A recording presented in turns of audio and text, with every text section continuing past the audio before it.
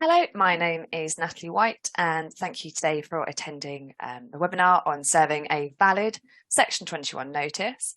And today I'm going to be focusing really on practical tips for landlords, but obviously if you act for tenants, this is going to be helpful for you as well.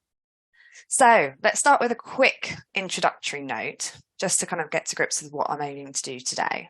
So firstly, the approach is to kind of help to think practically about what to be checking and or considering before you serve a Section 21 notice. Obviously, I know you're going to have a lot of kind of bits of case law and legislation to deal with, but this webinar really is about the pragmatic way of approaching these situations.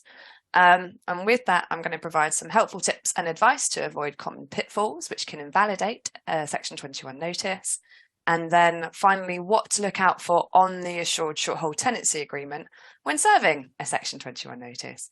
There's often lots of helpful information on there.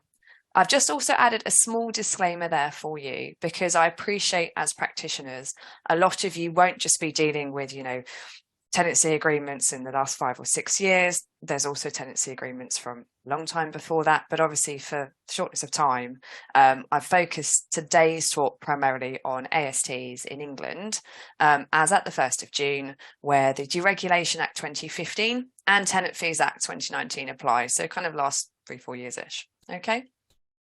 Now, topics being covered today, I'm going to be looking firstly at complying with the prescribed information requirements. So that's gas safeties, EPCs and how to rent guides. And then I'll be going on to deposits and dealing with the prescribed information and how to deal with non-compliance. Quick look through licensing considerations when dealing with Section 21 notices under the Housing Act 2004. And then we'll go on to complaints about condition, again, when dealing with Section 21 notices. Charges outside of rent will be one of our close to end slides, which is essentially anything what you can charge outside of just the rent in the context of the Tenant Fees Act 2019. And then finally, I'll be looking, going through that review of ASTs and what information we can take from our AST to help us when we're preparing our Section 21 notices. So moving on, prescribed information requirements, so much fun. I appreciate that these have been giving solicitors headaches for, 6-7 years. I thought